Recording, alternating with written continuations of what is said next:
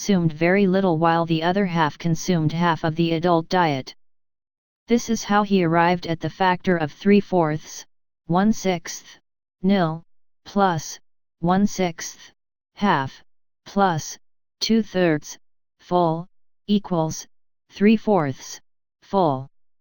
The weighted average of consumption of the three segments gives the average poverty line, which comes out to be 3/4 of the adult jail cost of living. In post-independent India, there have been several attempts to work out a mechanism to identify the number of poor in the country. For instance, in 1962, the Planning Commission formed a study group. In 1979, another body called the Task Force on Projections of Minimum Needs and Effective Consumption Demand was formed. In 1989, an expert group was constituted for the same purpose. Besides these bodies, many individual economists have also attempted to develop such a mechanism.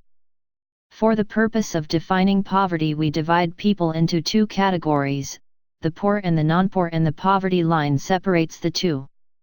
However, there are many kinds of poor: the absolutely poor, the very poor, and the poor. Similarly, there are various kinds of non-poor: the middle class, the upper middle class, the rich, the very rich, and the absolutely rich. Think of this as a line or continuum from the very poor to the absolutely rich, with the poverty line dividing the poor from the non-poor. Categorizing poverty: there are many ways to categorize poverty. In one such way, people who are always poor and those who are usually poor but who may sometimes have a little more money, example, casual workers, are grouped together as the chronic poor. Another group are the churning poor who regularly move in and out of poverty, example, small farmers and seasonal workers, and the occasionally poor who are rich most of the time but may sometimes have a patch of bad luck. They are called the transient poor. And then there are those who are never poor, and they are the non-poor. The poverty line. Now let us examine how to determine the poverty line. There are many ways of measuring poverty. One way is to determine it by the monetary value, per capita expenditure, of the minimum calorie intake that was estimated at 2,400 calories for a rural person and 2,100 for a person in the urban area. Based on this, in 1999-2000, the poverty line was defined for rural areas as consumption worth Rs 328 per person a month, and for urban areas it was Rs 454. Though the government uses monthly per capita expenditure, MPCE, as proxy for income of households to identify the poor, do you think this mechanism satisfactorily identifies the poor households in our country? Scholars state that a major problem with this mechanism is that it groups all the poor together and does not differentiate between the very poor and the other poor. Though this mechanism takes consumption expenditure on food and a few select items as proxy for income, economists question its basis. This mechanism is helpful in identifying the poor as a group to be taken care of by the government, but it would be difficult to identify who among the poor need help the most. There are many factors, other than income and assets, which are associated with poverty, for instance, the accessibility to basic education, health care, drinking water, and sanitation. The mechanism for determining the poverty line also does not take into consideration social factors that trigger and perpetuate poverty, such as illiteracy, ill health, lack of access to resources, discrimination, or lack of civil and political freedoms. The aim of poverty alleviation schemes should be to improve human lives by expanding the range of things that a person could be and could do, such as to be healthy and well-nourished, to be knowledgeable and participate in the life of a community.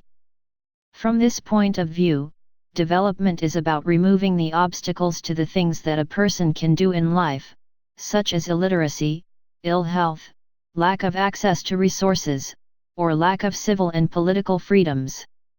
Though the government claims that higher rate of growth, increase in agricultural production, providing employment in rural areas and economic reform packages introduced in the 1990s have resulted in a decline in poverty levels. Economists raise doubts about the government's claim. They point out that the way the data are collected, items that are included in the consumption basket, methodology followed to estimate the poverty line and the number of poor are manipulated to arrive at the reduced figures of the number of poor in India. Due to various limitations in the official estimation of poverty, scholars have attempted to find alternative methods. For instance, Amartya Sen, noted Nobel laureate, has developed an index known as Sen Index. There are other tools such as Poverty Gap Index and Squared Poverty Gap. You will learn about these tools in higher classes. Work these out. In sections 4.2 and 4.3, you will notice that the poor are identified not only with income and expenditure related indicators but also with many other items such as access to land, housing, education, health, sanitation. Also to be considered is discriminatory practices. Discuss how an alternative poverty line could be constructed in such a way that it includes all the other indicators. On the basis of the given definition for poverty line, find out whether people who work as domestic help, dobies, and newspaper vendors etc. in your locality/neighborhood are above the poverty line or not. 4.4 The number of poor in India. When the number of poor is estimated as the proportion of people below the poverty line, it is known as head count ratio. You might be interested in knowing the total number of poor persons residing in India. Where do they reside and has their number or proportion declined over the years or not? When such a comparative analysis of poor people is made, in terms of ratios and percentages, we will have an idea of different levels of poverty of people and their distribution, between states and over time. The official data on poverty is made available to the public by the Planning Commission. It is estimated on the basis of consumption expenditure data collected by the National Sample Survey Organization, NSSO. Chart 4.3 shows the number of poor and their proportion to the population in India for the years 1973-2000. In 1973-74, more than 321 million people were below the poverty line. In 1999-2000, this number has come down to about 260 million. In terms of proportion, in 1973-74, about 55% of the total population was below the poverty line. In 1999-2000, it has fallen to 26%. In 1973-74, more than 80% of the poor resided in Indiana rural areas, and in 1999-2000, this has come down to about 75%. This means that more than 3/4 of the poor in India reside in villages. Also, poverty, which was prevailing predominantly in rural areas, has shifted to urban areas. In the 1990s, the absolute number of poor in rural areas had declined, whereas the number of their urban counterparts increased marginally. The poverty ratio declined continuously for both urban and rural areas. From chart 4.3, you will notice that during 1973-2000, there has been a decline in the number of poor and their proportion, but the nature of decline in the two parameters is not encouraging. The ratio is declining much slower than the absolute number of poor in the country. You will also notice that the gap between the absolute number of poor in rural and urban areas did not narrow down until the early 1990s, whereas in the case of ratio the gap has remained the same until 1999-2000. The state-level trends in poverty are shown in chart 4.4. It reveals that 5 states, Uttar Pradesh, Bihar, Madhya Pradesh, West Bengal, and Orissa, account for about 70% of India's poor. You will also notice that during 1973-74, about half the population in most of these large states was living below the poverty line. In 1999-2000, only 2 states, Bihar and Orissa, were left near that same level. Though they also reduced their share of poor, compared to other states, their success is marginal. If we look at Gujarat, it reduced its people below the poverty line from 48% to 15% during 1973-2000. During this period, West Bengal has been just as successful, from nearly 2/3, i.e. 63% of the population below the poverty line. The same was reduced to about 27%. 4.5 What causes poverty is explained by individual circumstances and/or characteristics of poor people. Some examples are: I. Low levels of education and skills. 2. Infirmity, ill health, sickness. 3. Discrimination. These can be caused as a result of 1. Social, economic, and political inequality. 2. Social exclusion. 3. Unemployment. 4. Indebtedness. 5. Unequal distribution of wealth. Aggregate poverty is just the sum of individual poverty. Poverty is also explained by general, economy-wide problems, such as 1. Low capital formation. 2. Lack of infrastructure. 3. Lack of demand. 4. Pressure of population. 5. Lack of social/welfare nets. In Chapter 1 you have read about the British rule in India. Although the final impact of the British rule on Indian living standards is still being debated, there is no doubt that there was a substantial negative impact on the Indian economy and standard of living of the people. There was substantial deindustrialization in India under the British rule. Imports of manufactured cotton cloth from Lancashire in England displaced much local production, and India reverted to being an exporter of cotton yarn, not cloth. As over 70% of Indians were engaged in Indiana agriculture throughout the British Raj period, the impact on that sector was more important on living standards than anything else.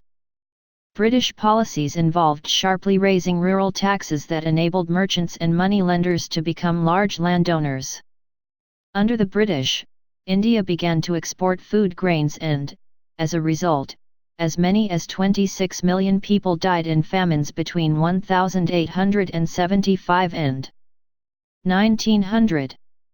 Britain's main goals from the Raj were to provide a market for British exports, to have India service its debt payments to Britain, and for India to provide manpower for the British imperial armies. The British Raj impoverished millions of people in India. Our natural resources were plundered, our industries worked to produce goods at low prices for the British, and our food grains were exported. Many died due to famine and hunger. In 1857-58, anger at the overthrow of many local leaders, extremely high taxes imposed on peasants, and other resentments boiled over in a revolt against British rule by the sepoys, Indian troops commanded by the British. Even today agriculture is the principal means of livelihood and land is the primary asset of rural people. Ownership of land is an important determinant of material well-being, and those who own some land have a better chance to improve their living conditions. Since independence, the government has attempted to redistribute land and has taken land from those who have large amounts to distribute it to those who do not have any land, but work on the land as wage laborers. However, this move was successful only to a limited extent, as large sections of agricultural workers were not able to farm the small holdings that they now possessed, as they did not have either money, assets, or skills to make the land productive, and the land holdings were too small to be viable. A large section of the rural poor in India are the small farmers. The land that they have is, in general, less fertile and dependent on rains. Their survival depends on subsistence crops and sometimes on livestock. With the rapid growth of population and without alternative sources of employment, the per-head availability of land for cultivation has steadily declined, leading to fragmentation of land holdings. The income from these small land holdings is not sufficient to meet the family's basic requirements. You must have heard about farmers committing suicide due to their inability to pay back the loans that they have taken for cultivation and other domestic needs, as their crops have failed due to drought or other natural calamities. The scheduled castes and scheduled tribes are not able to participate in the emerging employment opportunities in different sectors of the urban and rural economy, as they do not have the necessary knowledge and skills to do so. The urban poor in India are largely the overflow of the rural poor who migrate to urban areas in search of employment and a livelihood. Industrialization has not been able to absorb all these people. Most of the urban poor are either unemployed or intermittently employed as casual laborers. Casual laborers are among the most vulnerable in society, as they have no job security, no assets, limited skills, sparse opportunities, and no surplus to sustain them. Poverty is, therefore, also closely related to nature of employment. Unemployment or underemployment and the casual and intermittent nature of work in both rural and urban areas that compels indebtedness, in turn, reinforces poverty. Indebtedness is one of the significant factors of poverty. A steep rise in the price of food, grains and other essential goods, a rate higher than the price of luxury goods, further intensifies the hardship and deprivation of lower income groups. The unequal distribution of income and assets has also led to the persistence of poverty in India. All this has created two distinct groups in society: those who possess the means of production and earn good incomes, and those who have only their labor to trade for survival. Over the years, the gap between the rich and the poor in India has widened. Poverty is a multidimensional challenge for India that needs to be addressed on a war footing. Work these out. When you go to the market, or visit religious places and historical monuments, you may often find women begging with their children. Spare a few moments and speak to a few of them. Collect details about what made them to take up this activity, where they live with their family members, number of meals they are able to consume in a day, whether they possess any physical assets, and why they could not take up a job. Discuss the details that you have collected in the classroom. You will notice many poor households as described above in your own locality or neighborhood. Choose 2 or 3 such households and develop their family profile, which can include the details of occupation, literacy level, ownership of assets and other information. Discuss them in class. List the activities of people in rural and urban areas separately. You may also list the activities of the non-poor. Compare the two and discuss in the classroom why the poor are unable to take up such activities. Box 4.3 Distress among cotton farmers. Many small land-owning farmers and farming households and weavers are descending into poverty due to globalization-related shock and lack of perceived income-earning opportunities in relatively well-performing states in India, where households have been able to sell assets, or borrow, or generate income from alternative employment opportunities. The impact of such shocks may be transient. However, if the household has no assets to sell or no access to credit, or is able to borrow only at exploitative rates of interest and gets into a severe debt trap, the shocks can have long-duration ramification in terms of pushing households below the poverty line. The worst form of this crisis is suicides. The count reached 3,000 in Andhra Pradesh alone and is rising. In December 2005, the Maharashtra government admitted that over 1,000 farmers have committed suicides in the state since 2001. India has the largest area under cotton cultivation in the world, covering 8,300 hectares in 2002-03. The low yield of 300 kilograms per hectare pushes it into third position in production. High production costs, low and unstable yields, decline in world prices, global glut in production due to subsidies by the U.S. and other countries, and opening up of the domestic market due to globalization have increased the exposure of farmers and led to agrarian distress and suicides, especially in the cotton belt of Andhra Pradesh and Maharashtra. The issue is not one of profits and higher returns but that of the livelihood and survival of millions of small and marginal farmers who are dependent on agriculture. Scholars cite several factors that have led farmers to commit suicides. 1. The shift from traditional farming to the farming of high-yielding commercial crops without adequate technical support combined with withdrawal of the state in the area of agricultural extension services and providing counseling on farm technologies, problems faced, immediate remedial steps and lack of timely advice to farmers. 2. Decline in public investment in agriculture in the last 2 decades. 3. Low rates of germination of seeds provided by large global firms, spurious seeds and pesticides by private agents. 4. Crop failure, pest attack and drought. 5. Debt at very high interest rate of 36% to 120% from private money lenders. 6. Cheap imports leading to decline in pricing and profits. 7. Lack of access to water for crops which forced the farmers to borrow money at exorbitant rates of interest to sink bore wells that failed. 4.6 Policies and programs towards alleviation.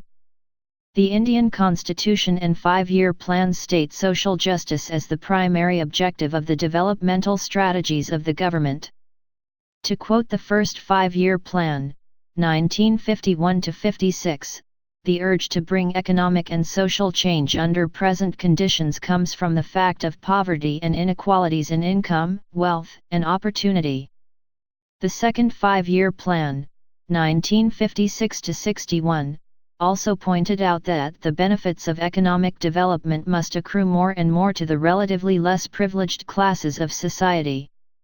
One can find, in all policy documents, emphasis being laid on poverty alleviation and that various strategies need to be adopted by the government for the same. The government's approach to poverty reduction was of 3 dimensions. The first one is growth-oriented approach.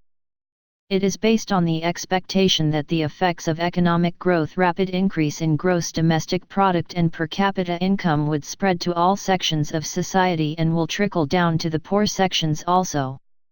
This was the major focus of planning in the 1950s and early 1960s. It was felt that rapid industrial development and transformation of agriculture through green revolution in select regions would benefit the underdeveloped regions and the more backward sections of the community. You must have read in chapters 2 and 3 that the overall growth of agriculture and industry have not been impressive. Population growth has resulted in a very low growth in per capita incomes. The gap between poor and rich has actually widened. The Green Revolution exacerbated the disparities regionally and between large and small farmers. There was unwillingness and inability to redistribute land. Economists state that the benefits of economic growth have not trickled down to the poor. While looking for alternatives to specifically address the poor, policy makers started thinking that incomes and employment for the poor could be raised through the creation of incremental assets and by means of work generation. This could be achieved through specific poverty alleviation programs. This second approach has been initiated from the third 5-year plan, 1961-66, and progressively enlarged since then. One of the noted programs initiated in the 1970s was Food for Work. The programs that are being implemented now are based on the perspective of the 10th 5-year plan, 2002-2007. Expanding self-employment programs and wage employment programs are being considered as the major ways of addressing poverty. Examples of self-employment programs are Rural Employment Generation Program, REGP, Prime Minister's Rozgar Yojana, PMRY, and Swarna Jayanti. Shahari Rozgar Yojana, SJSRY. The first program aims at creating self-employment opportunities in rural areas and small towns. The Khadi and Village Industries Commission is implementing it. Under this program, one can get financial assistance in the form of bank loans to set up small industries. The educated unemployed from low-income families in rural and urban areas can get financial help to set up any kind of enterprise that generates employment under PMRY. SJSRY mainly aims at creating employment opportunities, both self-employment and wage employment, in urban areas. Earlier, under self-employment programs, financial assistance was given to families or individuals. Since the 1990s, this approach has been changed. Now those who wish to benefit from these programs are encouraged to form self-help groups. Initially they are encouraged to save some money and lend among themselves as small loans. Later, through banks, the government provides partial financial assistance to SHGs, which then decide whom the loan is to be given to for self-employment activities. Swarnajay Anti-Gram Swarazgar Yojana, SGSY, is one such program. The government has a variety of programs to generate wage employment for the poor unskilled people living in rural areas. Some of them are National Food for Work Program, NFWP, and Sampoorna Gramin Rozgar Yojana, SGRY. In August 2005, the Parliament has passed a new act to provide guaranteed wage employment to every household whose adult volunteer is to do unskilled manual work for a minimum of 100 days in a year. This act is known as National Rural Employment Guarantee Act 2005. Under this act, all those among the poor who are ready to work at the minimum wage can report for work in areas where this program is implemented. The third approach to addressing poverty is to provide minimum basic amenities to the people. India was among the pioneers in the world to envisage that through public expenditure on social consumption needs provision of food grains at subsidized rates, education, health, water supply and sanitation, people's living standard could be improved. Programs under this approach are expected to supplement the consumption of the poor, create employment opportunities and bring about improvements in health and education. One can trace this approach from the fifth five-year plan. Even with expanded employment opportunities, the poor will not be able to buy for themselves all the essential goods and services. They have to be supplemented up to at least certain minimum standards by social consumption and investment in the form of essential food grains, education, health, nutrition, drinking water, housing, communications, and electricity. Three major programs that aim at improving the food and nutritional status of the poor are Public Distribution System, Integrated Child Development Scheme and Midday Meal Scheme. Pradhan Mantri Gram Sadak Yojana, Pradhan Mantri Gramadaya Yojana, Valmiki Ambedkar Awas Yojana are also attempts in the same direction. It may be essential to briefly state that India has achieved satisfactory progress in many aspects. The government also has a variety of other social security programs to help a few specific groups. National Social Assistance Program is one such program initiated by the central government. Under this program, elderly people who do not have anyone to take care of them are given pension to sustain themselves. Poor women who are destitute and widows are also covered under this scheme. Work these out. Discuss and then develop a list of 3 employment opportunities that can arise in coastal areas, deserts, hilly tribal areas under 1. Food for Work Program and 2. Self-employment. Many policy documents, 5-year plan documents, economic surveys are available in the website of Planning Commission, www.planningcommission.nic.in. Some of them could be available in your school or public library also. In these documents, the initiatives taken by the government and their evaluation are available.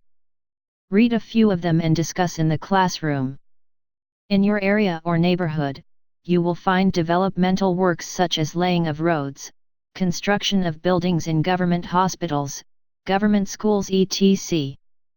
Visit such sites and prepare a 2-page report on the nature of work, how many people are getting employed, wages paid to the laborers etc. You will also notice some poor women, widows, destitutes, elderly people receiving social security assistance. Develop profiles of a few such persons. A profile can have their personal information, how they received assistance, the nature of assistance, whether it is sufficient or not, and what are the activities they undertake. 4.7 Alleviation Programs. A critical assessment. Efforts at poverty alleviation have borne fruit in that for the first time since independence, the percentage of absolute poor in some states is now well below the national average. Despite a variety of approaches, programs, and schemes to alleviate poverty, hunger, malnourishment, illiteracy, and lack of basic amenities continue to be a common feature in many parts of India. Though the policy towards poverty alleviation has evolved in a progressive manner over the last 5.5 decades, it has not undergone any radical transformation. You can find change in nomenclature, integration, or mutations of programs. However, none resulted in any radical change in the ownership of assets, process of production, and improvement of basic amenities to the needy. Scholars, while assessing these programs, state three major areas of concern which prevent their successful implementation. Due to unequal distribution of land and other assets, the benefits from direct poverty alleviation programs have been appropriated by the non-poor. Compared to the magnitude of poverty, the amount of resources allocated for these programs is not sufficient. Moreover, these programs depend mainly on government and bank officials for their implementation. Since such officials are ill-motivated, inadequately trained, corruption-prone, and vulnerable to pressure from a variety of local elites, the resources are inefficiently used and wasted. There is also non-participation of local-level institutions in program implementation. Government policies have also failed to address the vast majority of vulnerable people who are living on or just above the poverty line. It also reveals that high growth alone is not sufficient to reduce poverty. Without the active participation of the poor, successful implementation of any program is not possible. Poverty can effectively be eradicated only when the poor start contributing to growth by their active involvement in the growth process. This is possible through a process of social mobilization, encouraging poor people to participate and get them empowered. This will also help create employment opportunities which may lead to increase in levels of income, skill development, health, and literacy. Moreover, it is necessary to identify poverty-stricken areas and provide infrastructure such as schools, roads, power, telecom, IT services, training institutions etc. 4.8 Conclusion. We have traveled about 6 decades since independence. The objective of all our policies had been stated as promoting rapid and balanced economic development with equality and social justice. Poverty alleviation has always been accepted as one of India's main challenges by the policy makers, regardless of which government was in power. The absolute number of poor in the country has gone down, and some states have less proportion of poor than even the national average. Yet, critics point out that even though vast resources have been allocated and spent, we are still far from reaching the goal. There is improvement in terms of per capita income and average standard of living, some progress towards meeting the basic needs has been made. But when compared to the progress made by many other countries, our performance has not been impressive. Moreover, the fruits of development have not reached all sections of the population.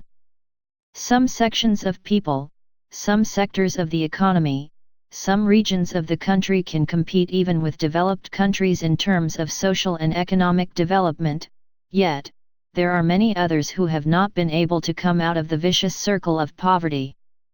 Box 4.4, Ramdas Korwai's Road to Nowhere. Somehow, Ramdas Korwai of Rajketha village was not overjoyed to learn that he was worth Rs L 7.44 lakh to the government. Late in 1993, the authorities decided to lay a 3 km road leading to Rajketha village in the name of tribal development by allocating Rs 17.44 lakh towards the project. Tribals constitute a 55% majority Indiana Sarguja, one of India's poorest districts.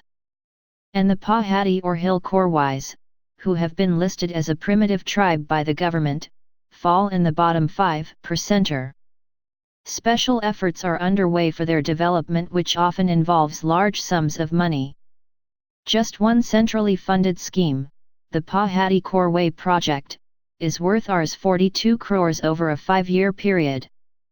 There are around 15,000 Pahadi Korwais, the largest number of these in Sarguja.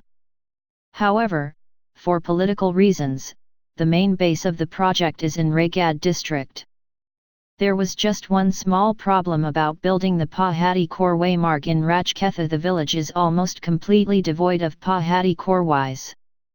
Ramdas family is the only real exception. It doesn't matter if these don't benefit the Pahadi Korwais in the least and are completely useless. Out here, even if you put up a swimming pool and a bungalow, you do it in the name of tribal development, says an NGO activist.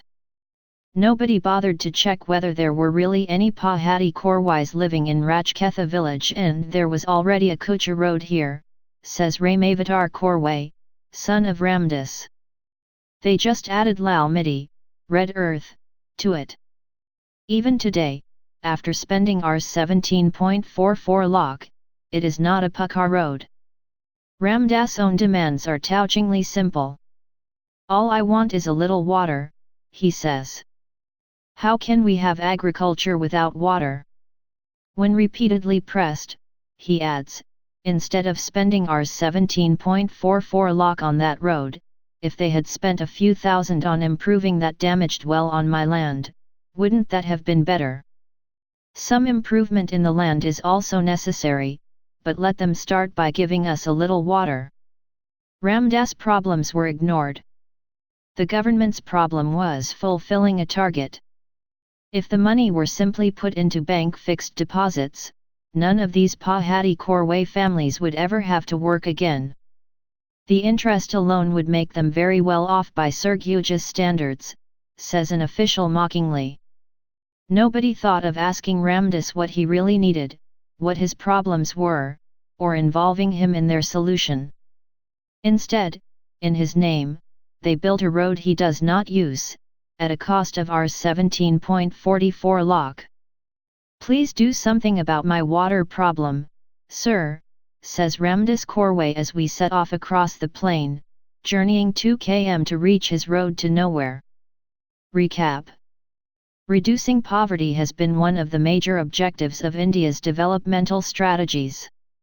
The per capita consumption expenditure level, which meets the average per capita daily requirement of 2,400 calories in rural areas and 2,100 calories in urban areas, along with a minimum of non-food expenditure, is called poverty line or absolute poverty. When the number of poor and their proportion is compared, we will have an idea of different levels of poverty of people and their distribution between states and over time. The number of poor in India and their proportion to total population has declined substantially. For the first time in the 1990s, the absolute number of poor has declined. Majority of poor are residing in rural areas and engage themselves in casual and unskilled jobs. Income and expenditure-oriented approaches do not take into account many other attributes of the poor people. Over the years, the government has been following 3 approaches to reduce poverty in India: growth-oriented development, specific poverty alleviation programs, and meeting the minimum needs of the poor. Government initiatives are yet to transform the ownership of assets, processes of production, and meet the basic amenities of the poor. 5. Human capital. Formation in India. After studying this chapter, the learners will understand the concepts of human resources, human capital formation and human development. Have understood the links between investment in human capital, economic growth, and human development. Have understood the need for government spending on education and health. Have learned about the state of India's educational attainment. The wisdom of expending public and private funds on education is not to be measured by its direct fruits alone. It will be profitable as a mere investment, to give the masses of people much greater opportunities than they can generally avail themselves of. For by this means many, who would have died unknown, are enabled to get the start needed for bringing out their latent abilities. Alfred Marshall. 5.1 Introduction. Think of one factor that has made a great difference in the evolution of mankind. Perhaps it is man's capacity to store and transmit knowledge, which he has been doing through conversation, through songs, and through elaborate lectures.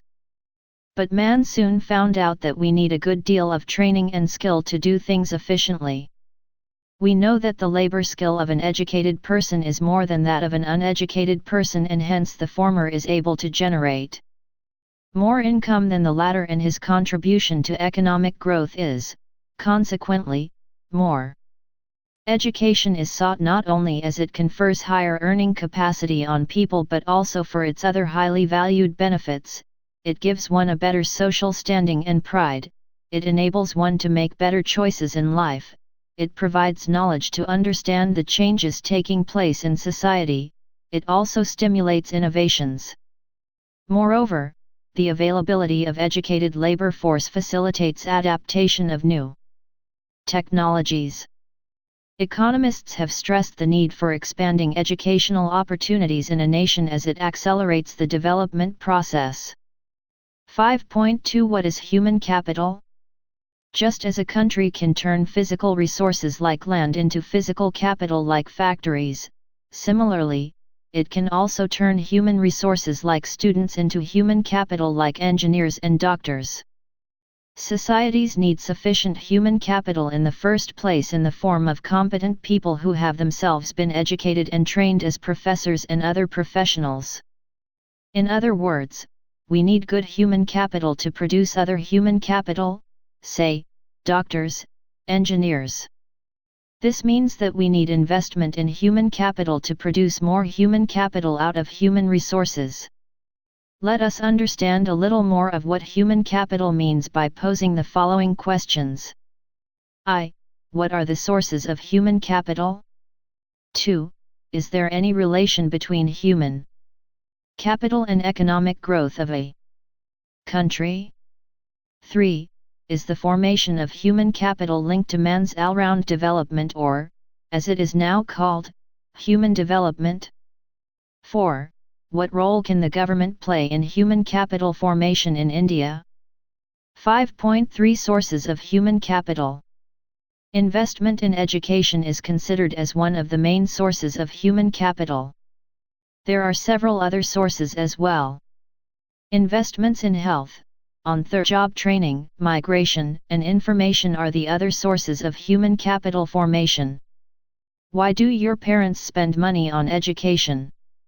Spending on education by individuals is similar to spending on capital goods by companies with the objective of increasing future profits over a period of time. Likewise, individuals invest in education with the objective of increasing their future income. Like education, health is also considered as an important input for the development of a nation as much as it is important for the development of an individual. Who can work better, a sick person or a person with sound health? A sick laborer without access to medical facilities is compelled to abstain from work and there is loss of productivity. Hence, expenditure on health is an important source of human capital formation. Preventive medicine, vaccination, curative medicine, medical intervention during illness, social medicine, spread of health literacy, and provision of clean drinking water and good sanitation are the various forms of health expenditures. Health expenditure directly increases the supply of healthy labor force and is, thus, a source of human capital formation. Firms spend on giving on-the-job training to their workers. This may take different forms. 1. The workers may be trained in the firm itself under the supervision of a skilled worker. 2. The workers may be sent for off-campus training. In both these cases, firms incur some expenses. Firms will, thus, insist that the workers should work for a specific period of time, after their on-the-job training, during which it can recover the benefits of the enhanced productivity owing to the training. Expenditure regarding on-the-job training is a source of human capital formation, as the return of such expenditure in the form of enhanced labor productivity is more than the cost of it. People migrate in search of jobs that fetch them higher salaries than what they may get in their native places. Unemployment is the reason for the rural-urban migration in India. Technically qualified persons, like engineers and doctors, migrate to other countries because of higher salaries that they may get in such countries. Migration in both these cases involves cost of transport, higher cost of living in the migrated places, and psychic costs of living in a strange socio-cultural setup. The enhanced earnings in the new place outweigh the costs of migration, hence, expenditure on migration is also a source of human capital formation. People spend to acquire information relating to the labor market and other markets like education and health. For example, people want to know the level of salaries associated with various types of jobs, whether the educational institutions provide the right type of employable skills and at what cost. This information is necessary to make decisions regarding investments in human capital as well as for efficient utilization of the acquired human capital stock. Expenditure incurred for acquiring information relating to the labor market and other markets is also a source of human capital formation. The concept of physical capital is the base for conceptualizing human capital. There are some similarities between the two forms of capital. There are some striking dissimilarities as well. Box 5.1, Physical and Human Capital. Both the forms of capital formation are outcomes of conscious investment decisions. Decision regarding investment in physical capital is taken on the basis of one's knowledge in this regard. The entrepreneur possesses knowledge to calculate the expected rates of return to a range of investments and then rationally decides which one of the investments should be made. The ownership of physical capital is the outcome of the conscious decision of the owner. The physical capital formation is mainly an economic and technical process. A substantial part of the human capital formation takes place in one's life when she/he is unable to decide whether it would maximize her/his earnings. Children are given different types of school education and healthcare facilities by their parents and the society. The peers, educators and society influence the decisions regarding human capital investments even at the tertiary level, that is, at the college level. Moreover, the human capital formation at this stage is dependent upon the already formed human capital at the school level. Human capital formation is partly a social process and partly a conscious decision of the possessor of the human capital. You know that the owner of a physical capital, says a bus, need not be present in the place where it is used, whereas, a bus driver, who possesses the knowledge and ability to drive the bus, should be present when the bus is used for transportation of men and materials. Physical capital is tangible and can be easily sold in the market like any other commodity. Human capital is intangible, it is endogenously built in the body and mind of its owner.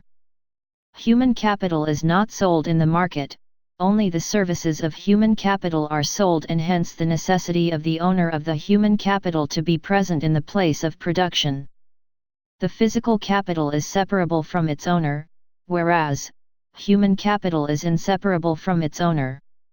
The two forms of capital differ in terms of mobility across space. Physical capital is completely mobile between countries except for some artificial trade restrictions. Human capital is not perfectly mobile between countries as movement is restricted by nationality and culture. Therefore, physical capital formation can be built even through imports, whereas human capital formation is to be done through conscious policy formulations in consonance with the nature of the society and economy and expenditure by the state and the individuals. Both forms of capital depreciate with time, but the nature of depreciation differs between the two. Continuous use of machine leads to depreciation, and change of technology makes a machine obsolete. In the case of human capital, depreciation takes place with aging but can be reduced, to a large extent, through continuous investment in education, health, etc. This investment also facilitates the human capital to cope with change in technology, which is not the case with physical capital. Nature of benefits flowing from human capital are different from that of physical capital. Human capital benefits not only the owner but also the society in general. This is called external benefit. An educated person can effectively take part in a democratic process and contribute to the socio-economic progress of a nation. A healthy person, by maintaining personal hygiene and sanitation, stops the spread of contagious diseases and epidemics. Human capital creates both private and social benefits, whereas physical capital creates only private benefit. That is, benefits from a capital good flow to those who pay the price for the product and services produced by it. Human capital and economic growth. Who contributes more to national income, a worker in a factory or a software professional? We know that the labor skill of an educated person is more than that of an uneducated person, and that the former generates more income than the latter. Economic growth means the increase in real national income of a country. Naturally, the contribution of the educated person to economic growth is more than that of an illiterate person. If a healthy person could provide uninterrupted labor supply for a longer period of time, then health is also an important factor for economic growth. Thus, both education and health, along with many other factors like on-the-job training, job market information and migration, increase in individuals' income generating capacity. This enhanced productivity of human beings or human capital contributes substantially not only towards increasing labor productivity but also stimulates innovations and creates ability to absorb new technologies. Education provides knowledge to understand changes in society and scientific advancements, thus, facilitate inventions and innovations.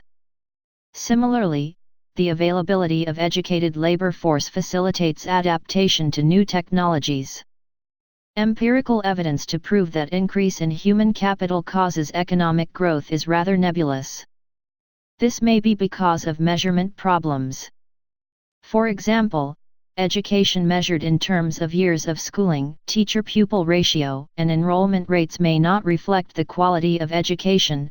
Health services measured in monetary terms, life expectancy, and mortality rates may not reflect the true health status of the people in a country. Using the indicators mentioned above, an analysis of improvement in education and health sectors and growth in real per capita income in both developing and developed countries shows that there is convergence in the measures of human capital but no sign of convergence of per capita real income. In other words, the human capital growth in developing countries has been faster, but the growth of per capita real income has not been that fast. There are reasons to believe that the causality between human capital and economic growth flows in either directions. That is, higher income causes building of high level of human capital and vice versa, that is, high level of human capital causes growth of income. India recognized the importance of human capital in economic growth long ago. The 7th Five-Year Plan says, human resources development, read human capital, has necessarily to be assigned a key role in any development strategy, particularly in a country with a large population. Trained and educated on sound lines, a large population can itself become an asset in accelerating economic growth and in ensuring social change in desired directions. It is difficult to establish a relation of cause and effect from the growth of human capital, education and health, to economic growth, but we can see in Table 5.1 that these sectors have grown simultaneously. Growth in each sector probably has reinforced the growth of every other sector. Two independent reports on the Indian economy, in recent times, have identified that India would grow faster due to its strength in human capital formation. Deutsche Bank, a German bank, in its report on global growth centers, published on January 7, 2005, identified that India will emerge as one among 4 major growth centers in the world by the year 2020. It further states, our empirical investigation supports the view that human capital is the most important factor of production in today's economies. Increases in human capital are crucial to achieving increases in GDP. With reference to India, it states, between 2005 and 2020 we expect a 40% rise in the average years of education in India, to just above 7 years. World Bank, in its recent report, India and the Knowledge Economy Leveraging Strengths and Opportunities, states that India should make a transition to the knowledge economy, and if it uses its knowledge as much as Ireland does, it is judged that Ireland uses its knowledge economy very effectively, then the per capita income of India will increase from a little over US $1,000 in 2002 to US $3,000 in 2020. It further states that the Indian economy has all the key ingredients for making this transition, such as a critical mass of skilled workers, a well-functioning democracy and a diversified science and technology infrastructure.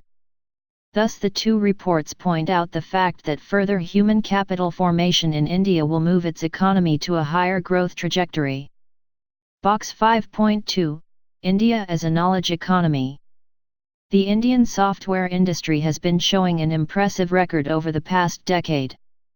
Entrepreneurs, bureaucrats, and politicians are now advancing views about how India can transform itself into an old-based economy by using information technology, IT. There have been some instances of villagers using email which are cited as examples of such transformation. Likewise, e-governance is being projected as the way of the future. The value of IT depends greatly on the existing level of economic development. IT can make existing assets and processes more effective and efficient, but, first of all, a basic infrastructure needs to be developed. 5.4 Human capital and human development.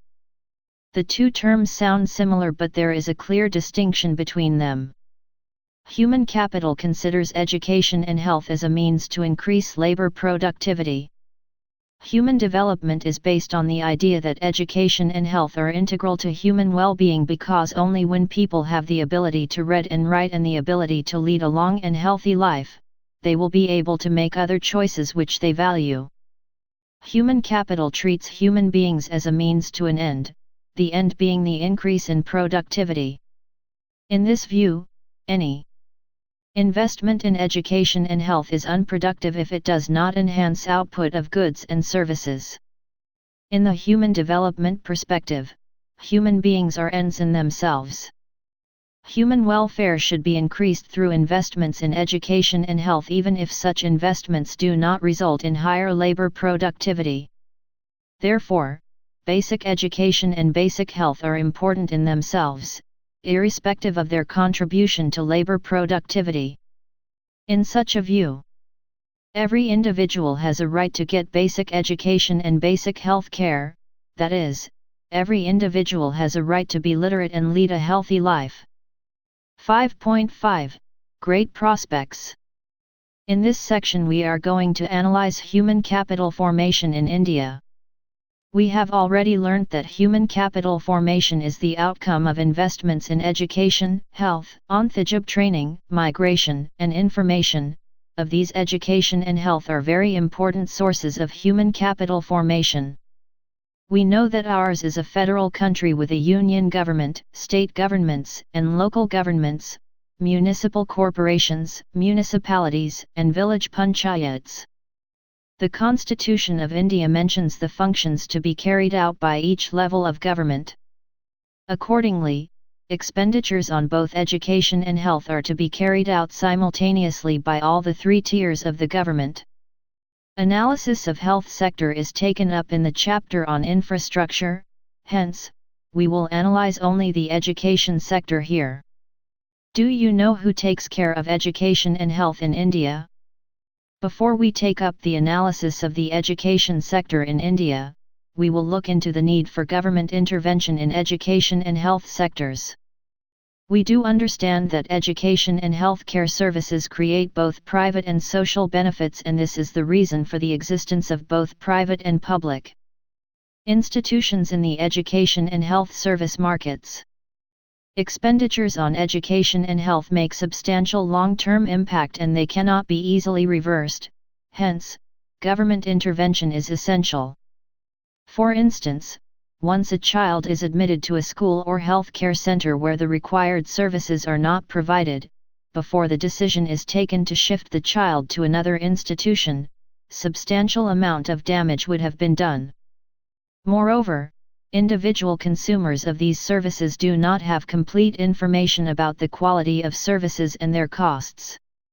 In this situation, the providers of education and health services acquire monopoly power and are involved in exploitation. The role of government in this situation is to ensure that the private providers of these services adhere to the standards stipulated by the government and charge the correct price. In India, the ministries of education at the union and state level, departments of education and various organizations like National Council of Educational Research and Training, NCERT, University Grants Commission, UGC, and All India Council of Technical Education, ICT, regulate the education sector. Similarly, the ministries of health at the union and state level, departments of health and various organizations like Indian Council for Medical Research, ICMR, regulate the health sector. In a developing country like ours, with a large section of the population living below the poverty line, many of us cannot afford to access basic education and health care facilities. Moreover, a substantial section of our people cannot afford to reach super specialty health care and higher education. Furthermore, when basic education and health care is considered as a right of the citizens, then it is essential that the government should provide education and health services free of cost for the deserving citizens and those from the socially oppressed classes. Both, the union and state governments, have been stepping up expenditures in the education sector over the years in order to fulfill the objective of attaining % literacy and considerably increase the average educational attainment of Indians. Education sector in India. Growth in government expenditure on education. Do you know how much the government spends on education? This expenditure by the government is expressed in two ways. 1. As a percentage of total government expenditure, 2. As a percentage of gross domestic product, GDP. The percentage of education expenditure of total government expenditure indicates the importance of education in the scheme of things before the government. The percentage of education expenditure of GDP expresses how much of our income is being committed to the development of education in the country. During 1952-2002, education expenditure as percentage of total government expenditure increased from 7.92 to 13.17 and as percentage of GDP increased from 0.64 to 4.02. Throughout this period, the increase in education expenditure has not been uniform and there has been irregular rise and fall. To this, if we include the private expenditure incurred by individuals and by philanthropic institutions, the total education expenditure should be much higher. Elementary education takes a major share of total education expenditure, and the share of the higher/tertiary education, institutions of higher learning like colleges, polytechnics, and universities, is the least. Though, on an average, the government spends less on tertiary education, expenditure per student in tertiary education is higher than that of elementary. This does not mean that financial resources should be transferred from tertiary education to elementary education.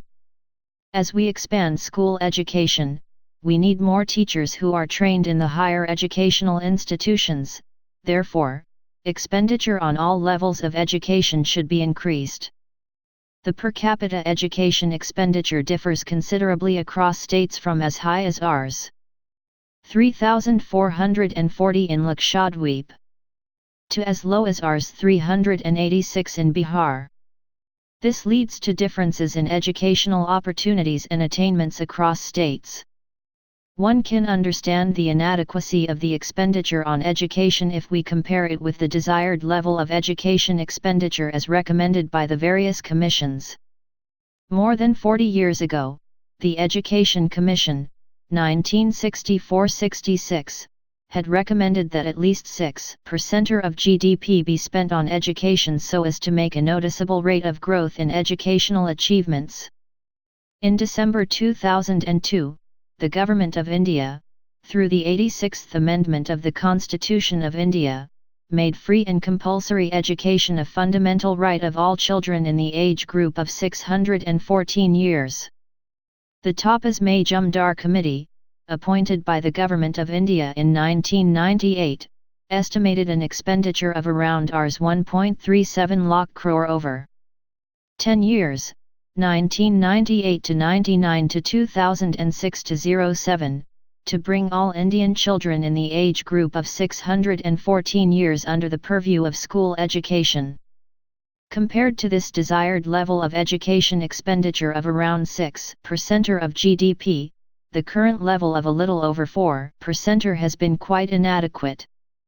In principle, a goal of 6% needs to be reached. This has been accepted as a must for the coming years. In the Union Budget 2005, the Government of India levied a 2% education cess on all union taxes. The government estimated to get a revenue of Rs 4,000,500 crore, and the entire amount was earmarked for spending on elementary education. In addition to this, the government sanctioned a large outlay for the promotion of higher education and new loan schemes for students to pursue higher education. Educational achievements in India. Generally, educational achievements in a country are indicated in terms of adult literacy level, primary education, completion rate and youth literacy rate. These statistics for the years 1990 and 2000 are given above in Table 5.2. 5.7 Future Prospects. Education for all still a distant dream. Though literacy rates for both adults as well as youth have increased, still the absolute number of illiterates in India is as much as India's population was at the time of independence. In 1950, when the Constitution of India was passed by the Constituent Assembly, it was noted in the directives of the Constitution that the government should provide free and compulsory education for all children up to the age of 14 years within 10 years from the commencement of the Constitution. Had we achieved this, we would have % literacy by now. Gender equity better than before. The differences in literacy rates between males and females are narrowing, signifying a positive development in gender equity.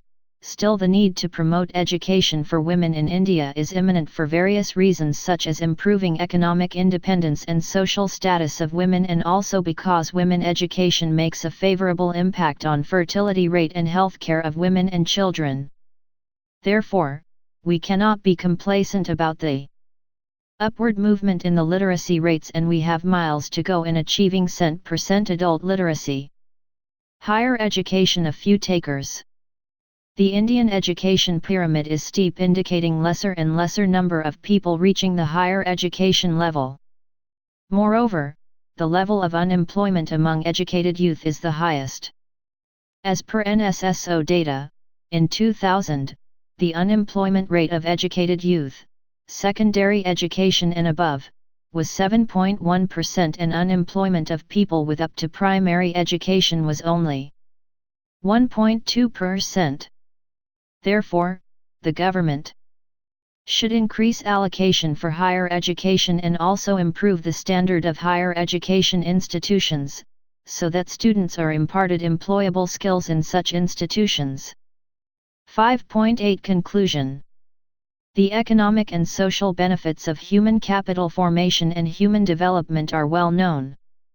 The union and state governments in India have been earmarking substantial financial outlays for development of education and health sectors. The spread of education and health services across different sectors of society should be ensured so as to simultaneously attain economic growth and equity. India has a rich stock of scientific and technical manpower in the world. The need of the hour is to better it qualitatively and provide such conditions so that they are utilized in our own country. Recap. Investments in education convert human beings into human capital. Human capital represents enhanced labor productivity, which is an acquired ability and an outcome of deliberate investment decisions with an expectation that it will increase future income sources. Investments in education, on-the-job training, health, migration, and information are the sources of human capital formation. The concept of physical capital is the base for conceptualizing human capital. There are some similarities as well as dissimilarities between the two forms of capital formation. Investment in human capital formation is considered as efficient and growth-enhancing. Human development is based on the idea that education and health are integral to human well-being, because only when people have the ability to read and write and the ability to lead a long and healthy life, will they be able to make other choices which they value. The percentage of education expenditure of total government expenditure indicates the importance of education in the scheme of things before the government. 6. Rural development. After studying this chapter, the learners will understand rural development and the major issues associated with it. Appreciate how crucial the development of rural areas is for India's overall development. Understand the critical role of credit and marketing systems in rural development. Learn about the importance of diversification of productive activities to sustain livelihoods. Understand the significance of organic farming in sustainable development. Only the tillers of the soil live by the right. The rest form their train and eat only the bread of dependence. Thiruvallur. 6.1 Introduction. In Chapter 4, we studied how poverty was a major challenge facing India. We also came to know that the majority of the poor live in rural areas where they do not have access to the basic necessities of life. Agriculture is the major source of livelihood in the rural sector. Mahatma Gandhi once said that the real progress of India did not mean simply the growth and expansion of industrial urban centers but mainly the development of the villages. This idea of village development being at the center of the overall development of the nation is relevant even today. Why is this so? Why should we attach such significance to rural development when we see around us fast-growing cities with large industries and modern information technology hubs? It is because more than 2/3 of India's population depends on agriculture that is not productive enough to provide for them. 1/3 of rural India still lives in abject poverty. That is the reason why we have to see a developed rural India if our nation has to realize real progress. What, then, does rural development imply? 6.2 What is rural development? Rural development is a comprehensive term. It essentially focuses on action for the development of areas that are lagging behind in the overall development of the village economy. Some of the areas which are challenging and need fresh initiatives for development in India include development of human resources including literacy, more specifically, female literacy, education and skill development. Health, addressing both sanitation and public health. Land reforms. Development of the productive resources of each locality. Infrastructure development like electricity, irrigation, credit, marketing, transport facilities including construction of village roads and feeder roads to nearby highways, facilities for agriculture research and extension, and information dissemination. Special measures for alleviation of poverty and bringing about significant improvement in the living conditions of the weaker sections of the population, emphasizing access to productive employment opportunities. All this means that farming communities have to be provided with various means that help them increase the productivity of grains, cereals, vegetables, and fruits. They also need to be given opportunities to diversify into various non-farm productive activities such as food processing.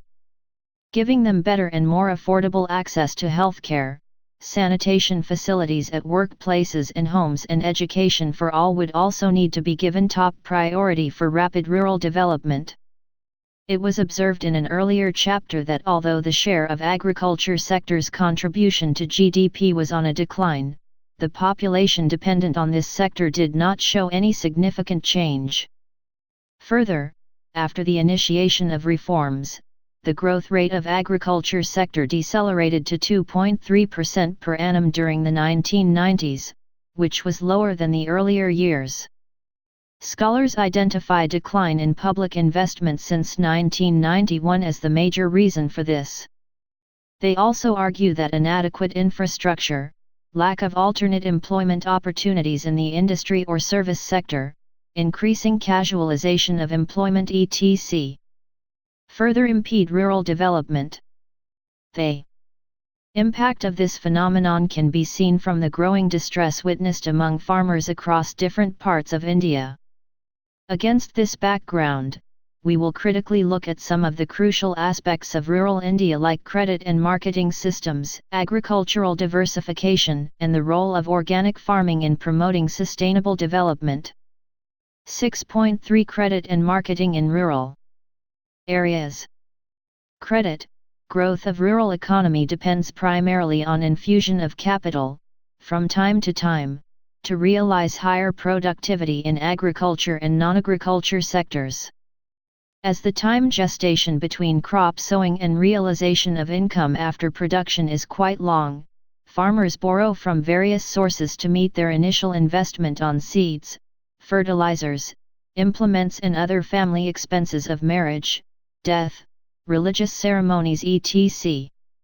At the time of independence, moneylenders and traders exploited small and marginal farmers and landless laborers by lending to them on high interest rates and by manipulating the accounts to keep them in a debt trap.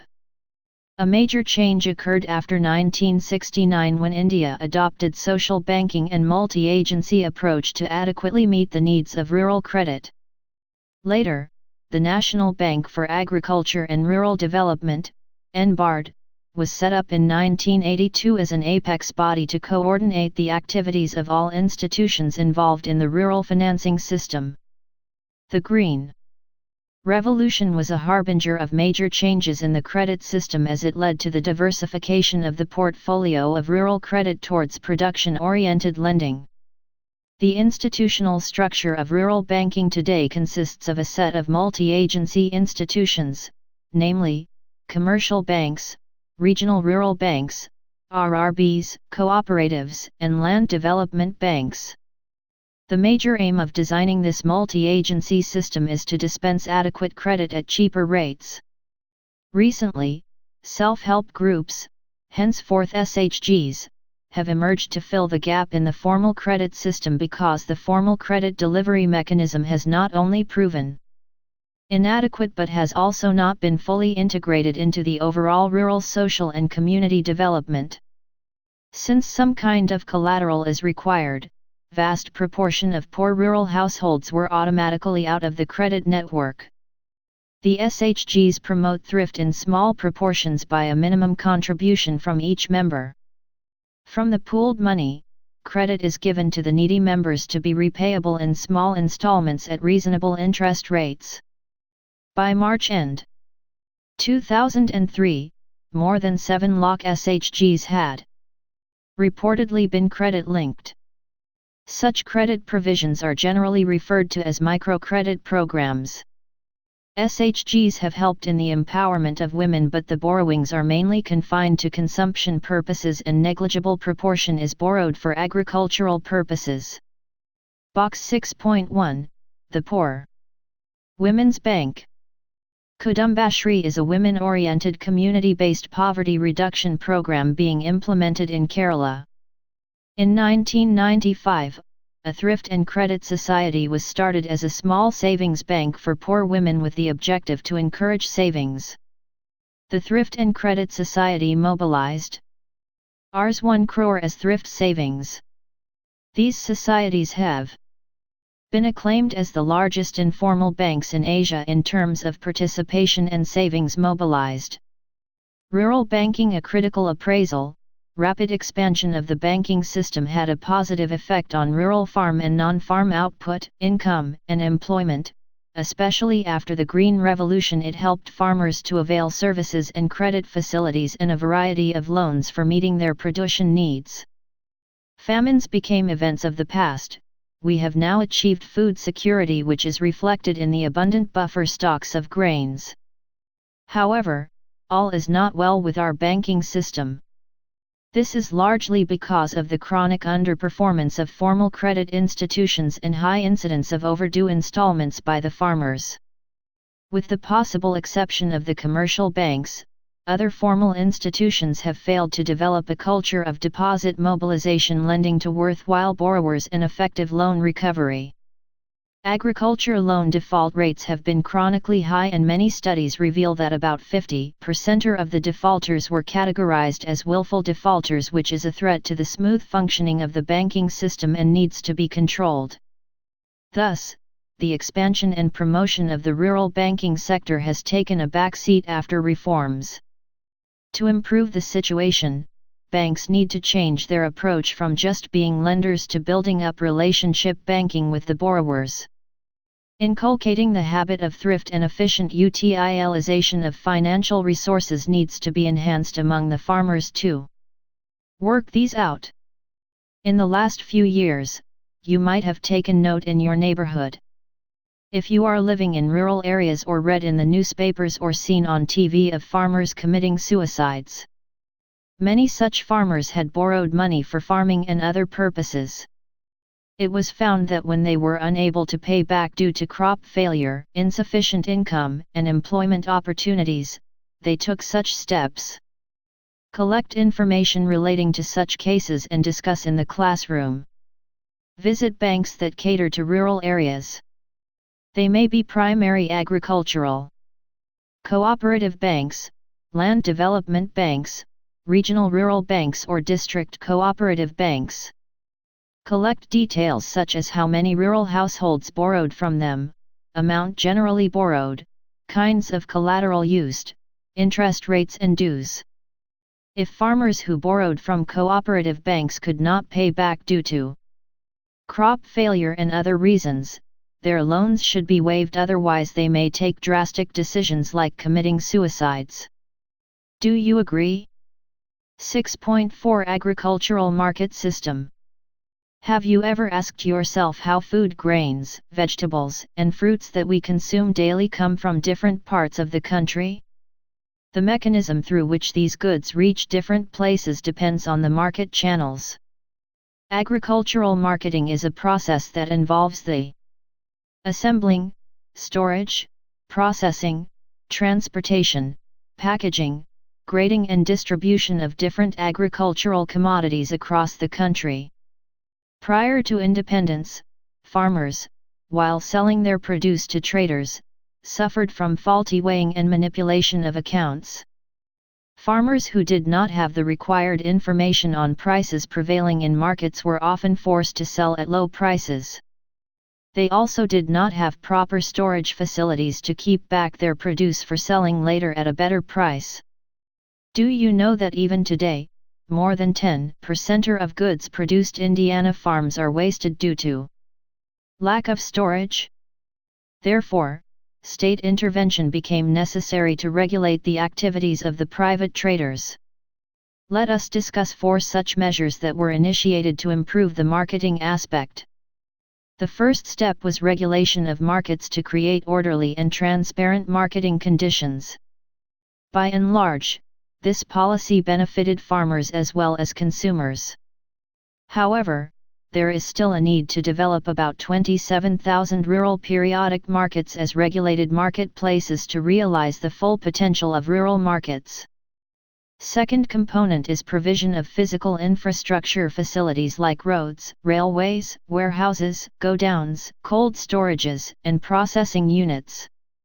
The current infrastructure facilities are quite inadequate to meet the growing demand and need to be improved. Cooperative marketing, in realizing fair prices for farmers' products, is the third aspect of government initiative. The success of milk cooperatives in transforming the social and economic landscape of Gujarat and some other parts of the country is testimony to the role of cooperatives. However, cooperatives have received a setback during the recent past due to inadequate coverage of farmer members, lack of appropriate link between marketing and processing cooperatives, and inefficient financial management. The fourth element is the policy instruments like 1. Assurance of minimum support prices, MSP, for 24 agricultural products, 2. Maintenance of buffer stocks of wheat and rice by Food Corporation of India, and 3. Distribution of food grains and sugar through PDS. These instruments are aimed at protecting the income of the farmers and providing food grains at a subsidized rate to the poor. However, despite government intervention, private trade, by money lenders, rural political elites, big merchants, and rich farmers, predominates agricultural markets.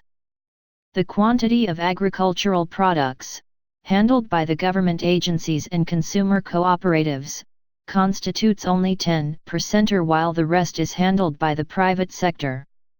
Agricultural marketing has come a long way with the intervention of the government in various forms. The rapid commercialization of agriculture in the era of globalization offers tremendous opportunities for value addition of agro-based products through processing, and this needs to be encouraged apart from awareness and training of the farmers to improve their marketing ability. Emerging alternate marketing channels. It has been realized that if farmers directly sell their produce to consumers, it increases their share in the price paid by the consumers.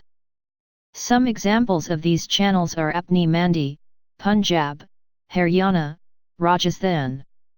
Hadispar Mandi, Pun, Rithu Bazaars, Vegetable and Fruit Market in Andhra Pradesh, and Uzavar Sandis, Farmers Markets in Tamil Nadu. Further, several national and multinational fast food chains are increasingly entering into contracts/alliances with farmers to encourage them to cultivate farm products, vegetables, fruits, etc. of the desired quality by providing them with not only seeds and other inputs but also assured procurement of the produce at pre-decided prices. Such arrangements will help in reducing the price risks of farmers and would also expand the markets for farm products. 6.5 Diversification into productive activities. Diversification includes two aspects. One relates to diversification of crop production and the other relates to a shift of workforce from agriculture to other allied activities, livestock, poultry, fisheries etc. and non-agriculture sector. The need for diversification arises from the fact that there is greater risk in depending exclusively on farming for livelihood. Diversification towards new areas is necessary not only to reduce the risk from agriculture sector but also to provide productive sustainable livelihood options to rural people. Much of the agricultural employment activities are concentrated in the Kharif season. But during the Rabi season, in areas where there are in subsistence, low productivity propositions. The dynamic subsectors include agro-processing industries, food processing industries, leather industry, tourism, etc. Inadequate irrigation facilities, it becomes difficult to find gainful employment. Therefore, expansion into other sectors is essential to provide supplementary gainful employment and in realizing higher levels of income for rural people to overcome poverty and other tribulations. Here the focus will be only on allied activities, non-farm employment, and other emerging alternatives of livelihood, though there are many other options available for providing sustainable livelihoods in rural areas. As agriculture is already overcrowded, a major proportion of the increasing labor force needs to find alternate employment opportunities in other non-farm sectors. Non-farm economy has several segments in it. Some possess dynamic linkages that permit healthy growth while others are. Those sectors which have the potential but seriously lack infrastructure and other support include traditional household-based industries like pottery, crafts, handlooms etc. Though majority of rural women find employment in agriculture with men looking for non-farm employment, in recent times, women have also begun to look for non-farm jobs. Animal husbandry. In India, the farming community uses the mixed crop livestock farming system. Cattle, goats, fowl are the widely held species. Livestock production provides increased stability in income, food security, transport, fuel, and nutrition for the family without disrupting other food-producing activities. Today, livestock sector alone provides alternate livelihood options to over 70 million small and marginal farmers, including landless laborers. A significant number of women also find employment in the livestock sector. Chart 6.1 shows the distribution of livestock in India. Poultry accounts for the largest share with 42%, followed by others. Other animals, which include camels, asses, horses, ponies, and mules, are in the lowest rung. India had about 287 million cattle, including 90 million buffaloes, in 1997. Performance of the Indian dairy sector over the last 3 decades has been quite impressive. Milk production in the country has increased by more than 4 times between 1960–2002. This can be attributed mainly to the successful implementation of Operation Flood from 1966 onwards. It is a system whereby all the farmers can pool their milk produce according to different grading, based on quality, and the same is processed and marketed to urban centers through cooperatives. In this system, the farmers are assured of a fair price and income from the supply of milk to urban markets. Gujarat state is held as a success story in the efficient implementation of milk cooperatives, which has been emulated by many states. Meat, eggs, wool and other byproducts are also emerging as important productive sectors for diversification. Fisheries. The fishing community regards the water body as mother or provider. The water bodies consisting of sea, oceans, rivers, lakes, natural aquatic ponds, streams etc. are, therefore, an integral and life-giving source for the fishing community. In India, after progressive increase in budgetary allocations and introduction of new technologies in fisheries and aquaculture, the development of fisheries has come a long way.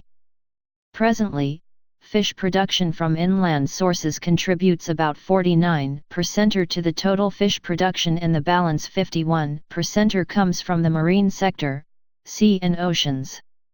Today, total fish production accounts for 1.4% of the total GDP. Among states, Kerala, Gujarat, Maharashtra, and Tamil Nadu are the major producers of marine products. The overall socio-economic status of fishermen is comparatively lower than that of other backward sectors of our economy.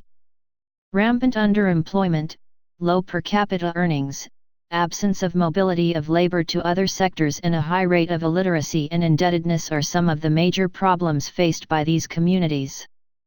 Even though women are not involved in active fishing, about 60% of the workforce Indiana export marketing and 40% in internal marketing are women.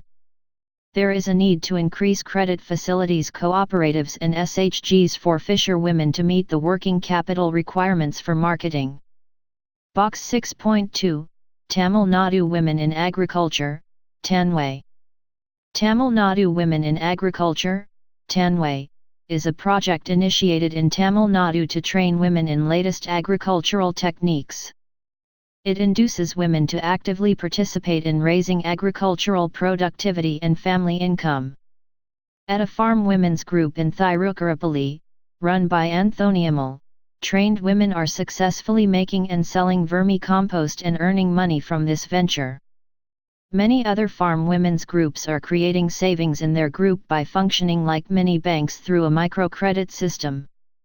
With the accumulated savings, they promote small-scale household activities like mushroom cultivation, soap manufacture, doll making or other income-generating activities. Horticulture. Blessed with a varying climate and soil conditions, India has adopted growing of diverse horticultural crops such as fruits, vegetables, tuber crops, flowers, medicinal and aromatic plants, spices, and plantation crops. These crops play a vital role in providing food and nutrition, besides addressing employment concerns. The period between 1991–2003 is also called an effort to heralding a golden revolution because during this period, the planned investment in horticulture became highly productive and the sector emerged as a sustainable livelihood option. India has emerged as a world leader in producing a variety of fruits like mangoes, bananas, coconuts, cashew nuts, and a number of spices and is the second largest producer of fruits and vegetables. Economic condition of many farmers engaged in horticulture has improved and it has become a means of improving livelihood for many unprivileged classes too. Flower harvesting, nursery maintenance, hybrid seed production and tissue culture, propagation of fruits and flowers and food processing are highly remunerative employment options for women in rural areas. It has been estimated that this sector provides employment to around 19% of the total labor force. Though, in terms of numbers, our livestock population is quite impressive but its productivity is quite low as compared to other countries. It requires improved technology and promotion of good breeds of animals to enhance productivity. Improved veterinary care and credit facilities to small and marginal farmers and landless laborers would enhance sustainable livelihood options through livestock production. Production of fisheries has, however, problems related to overfishing and pollution need to be regulated and controlled. Welfare programs for the fishing community have to be reoriented in a manner which can provide long-term gains and sustenance of livelihoods. Horticulture has emerged as a successful sustainable livelihood option and needs to be encouraged significantly. Enhancing its role requires investment in infrastructure like electricity, cold storage systems, marketing linkages, small-scale processing units and technology improvement and dissemination. Other alternate livelihood options. We know that IT has revolutionized many sectors in the Indian economy. There is broad consensus that IT will play a critical role in achieving sustainable development and food security in the 21st century. Many examples justify this observation, such as the ability of governments to predict areas of food insecurity and vulnerability using appropriate information and software tools so that action can be taken to prevent or reduce the likelihood of an emergency. It also has a positive impact on the agriculture sector as it disseminates information regarding emerging technologies and its applications, prices, weather, and soil conditions for growing different crops etc. Most importantly, it has ushered in a knowledge economy that is 1,000 times more powerful than the Industrial Revolution. Though IT is, by itself, no catalyst of change, but it can act as a tool for releasing the creative potential and knowledge embedded in our people. It also has potential of employment generation in rural areas. Experiments with IT and its application to rural development are carried out in different parts of India. 6.6 Sustainable development in organic farming. In recent years, awareness of the harmful effect of chemical-based fertilizers and pesticides on our health is on a rise. Conventional agriculture relies heavily on chemical fertilizers and toxic pesticides etc., which enter the food supply, penetrate the water sources, harm the livestock, deplete the soil and devastate natural ecosystems. Efforts in evolving technologies which are eco-friendly are essential for sustainable development, and one such technology which is eco-friendly is organic farming. In short, organic agriculture is a whole system of farming that restores, maintains, and enhances the ecological balance. There is an increasing demand for organically grown food to enhance food safety throughout the world. Benefits of organic farming. Organic agriculture offers a means to substitute costlier agricultural inputs, such as HYV seeds, chemical fertilizers, pesticides etc., with locally produced organic inputs that are cheaper and thereby generate good returns on investment. Organic agriculture also generates incomes through international exports as the demand for organically grown crops is on a rise. Studies across countries have shown that organically grown food has more nutritional value than chemical farming, thus providing us with healthy foods. Since organic farming requires more labor input than conventional farming, India will find organic farming an attractive proposition. Finally, the produce is pesticide-free and produced in an environmentally sustainable way. Popularizing organic farming requires awareness and willingness on the part of farmers to adapt to new technology. Inadequate infrastructure and the problem of marketing the products are major concerns which need to be addressed apart from an appropriate agriculture policy to promote organic farming. It has been observed that the yields from organic farming are less than modern agricultural farming in the initial years. Therefore, small and marginal farmers may find it difficult to adapt to large-scale production. Organic produce may also have more blemishes and a shorter shelf life than sprayed produce. Moreover, choice in production of off-season crops is quite limited in organic farming. Nevertheless, organic farming helps in sustainable development of agriculture, and India has a clear advantage in producing organic products for both domestic and international markets. 6.7 Conclusion. It is clear that until and unless some spectacular changes occur, the rural sector might continue to remain backward. There is a greater need today to make rural areas more vibrant through diversification into dairying, poultry, fisheries, vegetables, and fruits, and linking up the rural production centers with the urban and foreign, export, markets to realize higher returns on the investments for the products. Moreover, infrastructure elements like credit and marketing, farmer-friendly agricultural policies, and a constant appraisal and dialogue between farmers' groups and state agricultural departments are essential to realize the full potential of the sector. Today we cannot look at the environment and rural development as two distinct subjects. There is need to invent or procure alternate sets of eco-friendly technologies that lead to sustainable development in different circumstances. From these, each rural community can choose whatever will suit its purpose. First of all, then, we need to learn from, and also try out when found relevant, practices from the available set of best practice illustrations, which means success stories of rural development experiments that have already been carried out in similar conditions in different parts of India, to speed up this process of learning by doing. Box 6.3, Every Village a Knowledge Center. M. S. Swaminathan Research Foundation, an institution located in Chennai, Tamil Nadu, with support from Sri Ratan Tata Trust, Mumbai, has established the Jamshedji Tata National Virtual Academy for Rural Prosperity. The academy envisaged to identify 1 million grassroots knowledge workers who will be enlisted as fellows of the academy. The program provides an info kiosk, PC with internet and video conferencing facility, scanner, photocopier, etc. at a low cost, and trains the kiosk owner. The owner then provides different services and tries to earn a reasonable income. The Government of India has decided to join the alliance by providing financial support of Rs 100 crore. Box 6.4, Organic Food.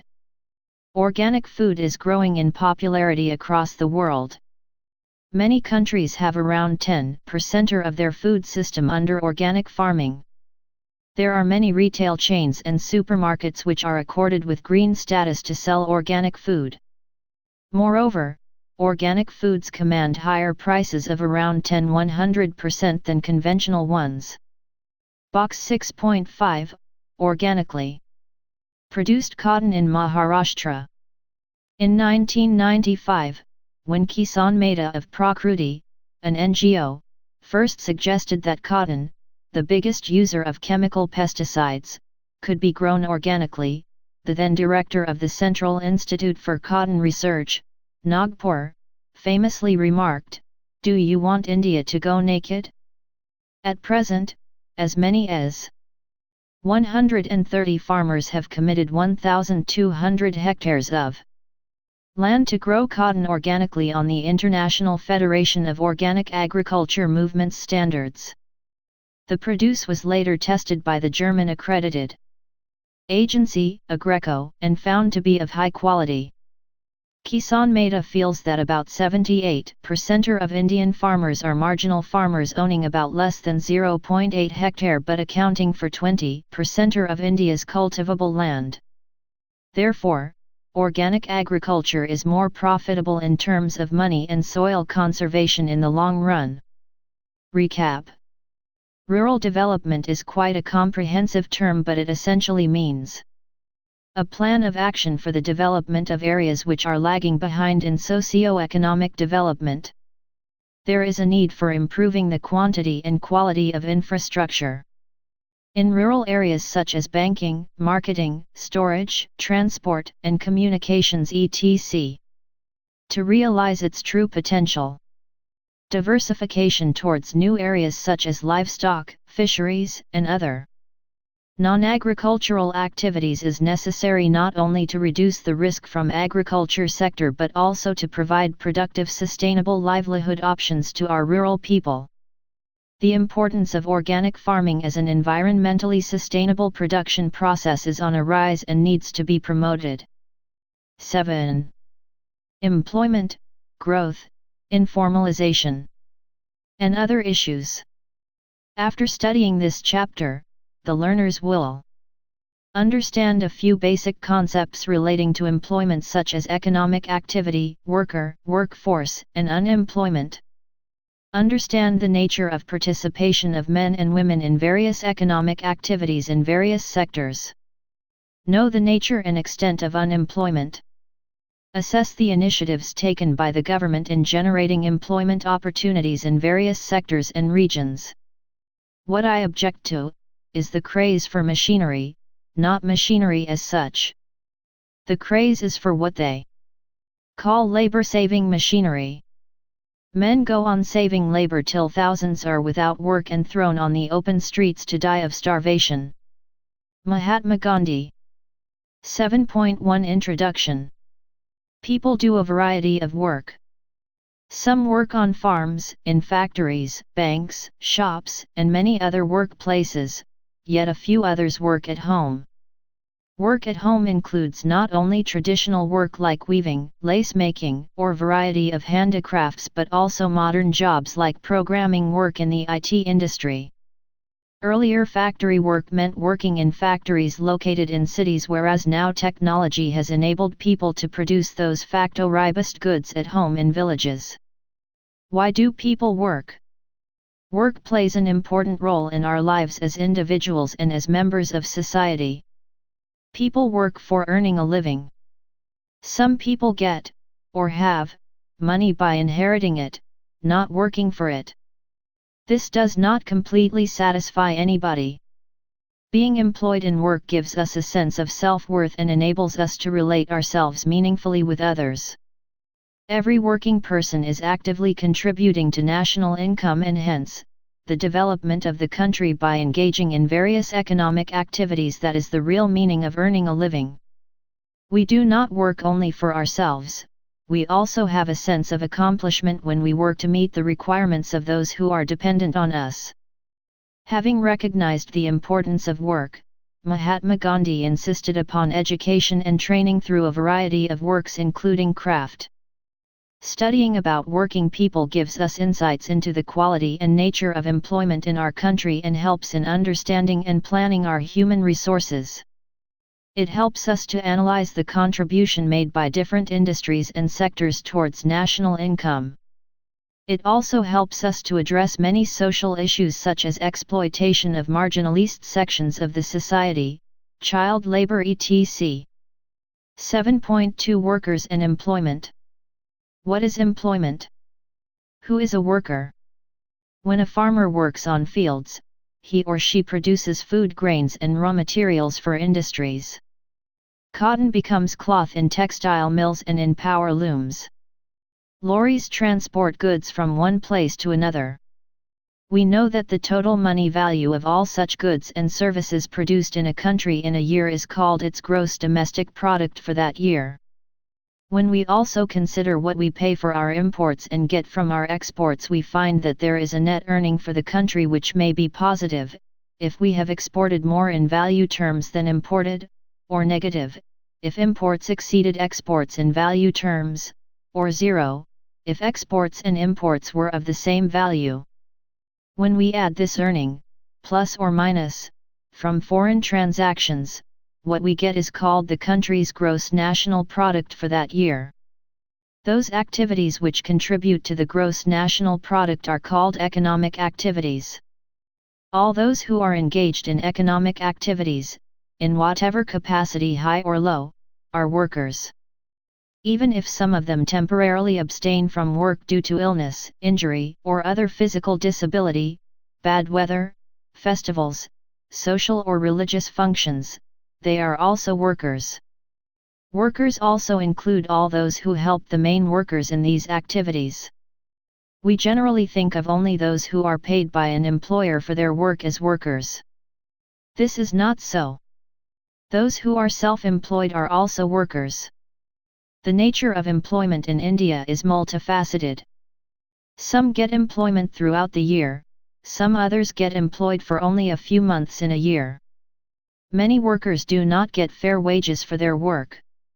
While estimating the number of workers, all those who are engaged in economic activities are included as employed.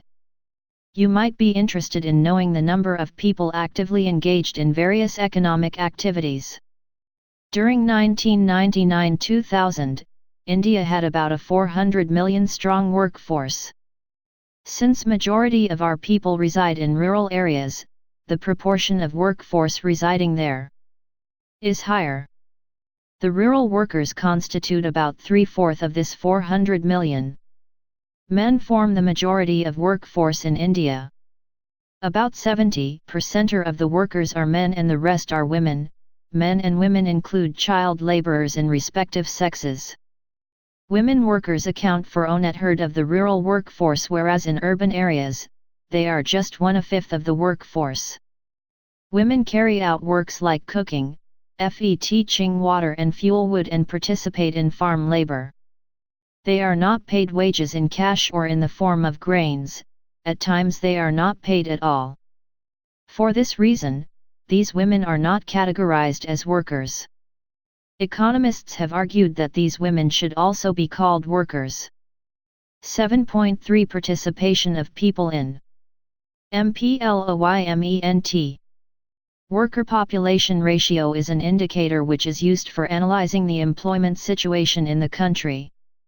This ratio is useful in knowing the proportion of population that is actively contributing to the production of goods and services of a country. If the ratio is higher, it means that the engagement of people is greater.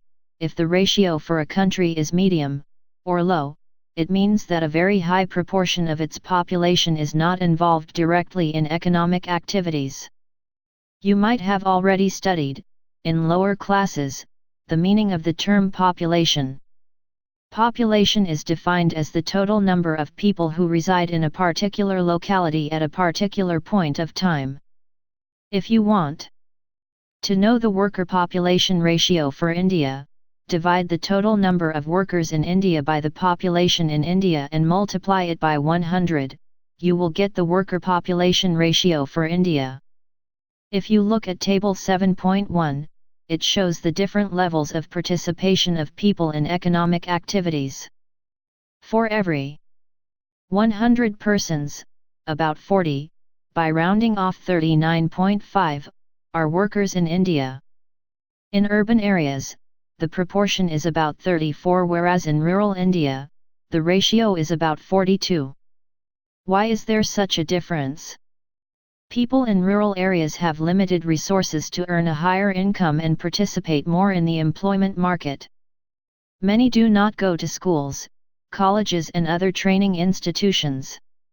Even if some go, they discontinue in the middle to join the workforce, whereas, in urban areas, a considerable section is able to study in various educational institutions. Urban people have a variety of employment opportunities. They look for the appropriate job to suit their qualifications and skills. In rural areas, people cannot stay at home as their economic condition may not allow them to do so. Compared to females, more males are found to be working. The difference in participation rates is very large in urban areas. For every 100 urban females, only about 14 are engaged in some economic activities. In rural areas, for every 100 rural women, about 30 participate in the employment market. Why are women, in general, and urban women, in particular, not working? It is common to find that where men are able to earn high incomes, families discourage female members from taking up jobs. Going back to what has already been mentioned above, many activities for the household engaged in by women are not recognized as productive work. This narrow definition of work leads to non-recognition of Fig. 7.2. Women's work and, therefore, to the underestimation of the number of women workers in the country. Think of the women actively engaged in many activities within the house and at family farms who are not paid for such work. As they certainly contribute to the maintenance of the household and farms, do you think that their number should be added to the number of women workers? 7.4 Self-employed hired. Workers. Does the worker population ratio say anything about workers' status in society or about the working conditions? By knowing the status with which a worker is placed in an enterprise, it may be possible to know one-dimension quality of employment in a country. It also enables us to know the attachment a worker has with his or her job and the authority she or he has over the enterprise and over other co-workers. Let us take 3 workers from the construction industry: a cement shop owner, a construction worker and a civil engineer of a construction company. Since the status of each one of them is different from another, they are also called differently.